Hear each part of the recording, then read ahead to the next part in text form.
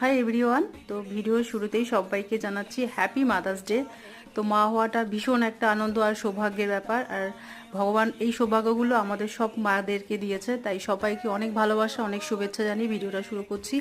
আর মনা আগের দিন সন্ধ্যাবেলাতে গিয়েছিল কেক আনতে, তো সেটা আমি জানতাম না। ও ছোট্ট করে ভিডিও বানিয়ে নিয়ে এসছে। এডিট করার সময় আমাকে বলছে, মা আমি কিন্তু ভিডিও করেছি তোমার জন্য।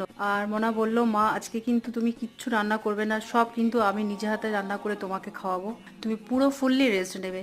তো বলো বন্ধুরা, এটা কজন মায়েদের ভাগ্য হয় এরকম যে মেয়েরা এতটা মাকে সাপোর্ট করে, তাই না বলো? তো আজকেও রান্না করেছিল বাসন্তী পোলাও আর চিকেন কষা করেছিল আর মাছ করেছিল। তো ও নিজে হাতেই সব কিছু করেছে, কেটে কুটে গুছিয়ে নিয়ে আমাকে কিচ্ছু করতে দেয়নি। আর আজকের দিনে আমার মায়ের কথা খুব মনে পড়ছে। যদি আমি আমার মায়ের সামনে থাকতাম তো মাকে জড়িয়ে ধরে আদর করে বলতাম হ্যাপি মাদার্স ডে মা। পার্ট 2 আবার দেখা হচ্ছে, অবশ্যই নজর রেখো, সবাই ভালো থেকো, সুস্থ থেকো, টাটা।